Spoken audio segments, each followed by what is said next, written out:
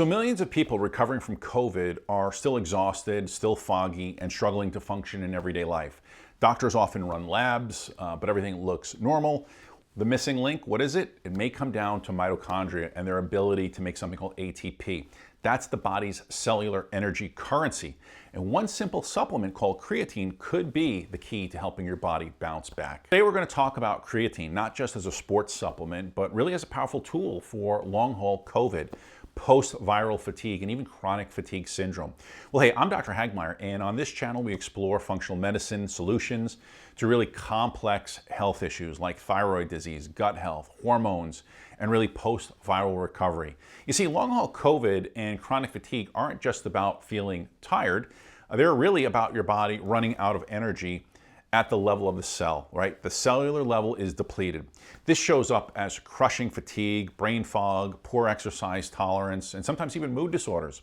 And that's why today we're going to dive into how creatine can really support your mitochondria, why ATP is so important, talk about the dosages being studied in post-viral fatigue, and why in some cases people may need as much as 20 grams per day.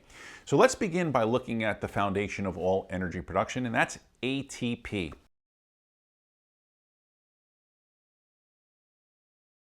So ATP, or adenosine triphosphate, is really the energy currency of your body. Every heartbeat, every thought, every muscle contraction, none of this happens without ATP. Normally, ATP is made in your mitochondria, your cell's power plants. But after COVID or other viral illnesses and other reasons, the mitochondria become damaged, they become inflamed. They can't handle the oxidative stress or the immune system destruction. And all of this begins to shut down ATP production. That's why people with long-haul COVID or post-viral fatigue often describe a kind of energy crash. Their cells are literally just running out of usable energy. You see, creatine plays a unique role here. It acts as an energy buffer. It helps recycle ATP quickly, storing and releasing energy when your body needs it the most. Without enough creatine, the system breaks down and fatigue sets in. And while that's important for your muscles, it's even more critical when it comes to your brain, because your neurons are some of the most energy-dependent, energy-hungry cells in the body.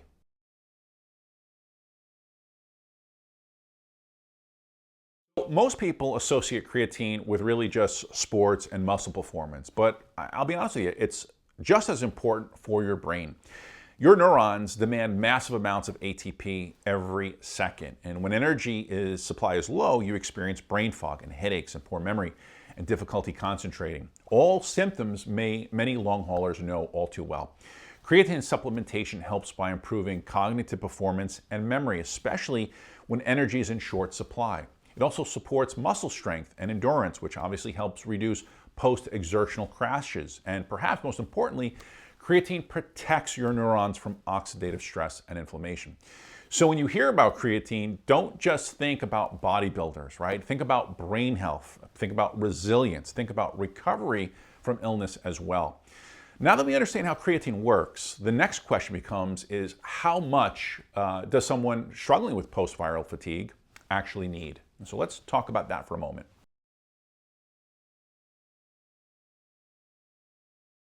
So when it comes to people struggling with long-haul COVID or post-viral fatigue, chronic fatigue syndrome, research suggests that higher doses of creatine may be needed compared to what is used in general health. Many individuals, 10 to 20 grams per day, provide benefits, especially in the initial stages of recovery when energy demand is high and cellular creatine stores are depleted.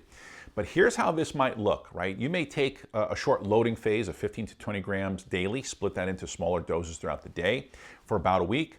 And then once those stores are replenished, shifting into a maintenance phase of about 5 to 10 grams per day. Now, some people will feel better with just 5 grams daily, while others truly benefit from staying a little bit at the higher end of that range, which is 5 to 10 grams.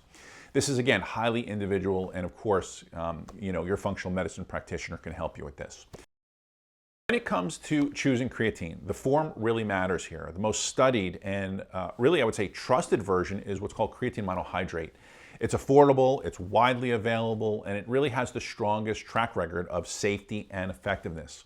Here, timing is another common question that people often wonder about. So again, taking creatine before or after exercise, That doesn't matter as much as the consistency. Taking it every day is far more important than the time of the day.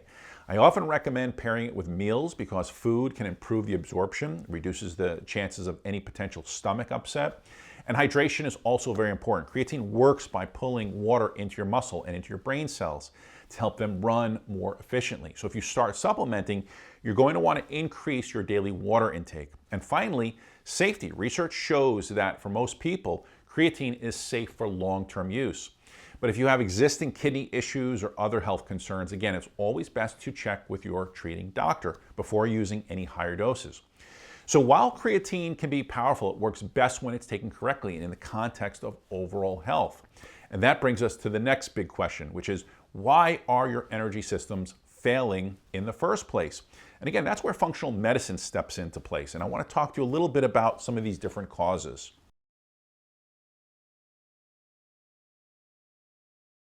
Okay, so this is where functional medicine really shines, right? For long-haul COVID patients and patients who struggle with post-viral fatigue, that means asking a couple questions. Are your mitochondria struggling because of nutrient deficiencies?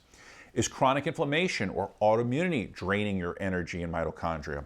Is gut dysbiosis creating toxins that are driving fatigue and brain fog in the mitochondria? Are hormones like thyroid, cortisol, DHEA out of balance, worsening the crash? And importantly, how much and are you dealing with oxidative stress? Simply put, oxidative stress happens when your body produces too many free radicals and your antioxidant system can't handle. COVID and other viral infections can set off a storm of oxidative damage in the brain and the muscles and of course in your mitochondria. And over time, this further weakens your energy production and keeps you stuck in a cycle of fatigue and inflammation.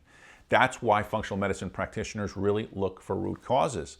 We see creatine really not as a magic bullet, but as one of the pieces of a much larger puzzle. And when we combine creatine with targeted nutrition, antioxidant support, lifestyle changes, and personalized lab testing, we can reduce that oxidative stress, calm down the inflammation, and help the mitochondria recover.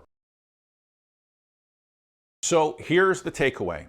Long-haul COVID, post-viral fatigue, chronic fatigue syndrome, they're not just about being tired. They're about an energy crisis at the cellular level. Creatine helps restore that energy by supporting ATP production, protecting your brain, and improving muscle recovery. Again, for some, a steady daily dose may be enough. For others with severe fatigue, higher doses of up to 20 grams, at least for a period of time, may provide some incredible benefits. But the most important step is finding out why your energy system is broke in the first place. That's the functional medicine difference, addressing that oxidative stress, inflammation, nutrient gaps, hormone imbalances, and gut health to rebuild the body and correct the physiology from the ground up. If you're someone who's struggling with post-viral fatigue, don't wait for symptoms to get worse. I encourage you to reach out to my clinic at drhagmeyer.com. I want to thank you for watching today's video. If you found it helpful, here's another video that I think you're going to find helpful as well.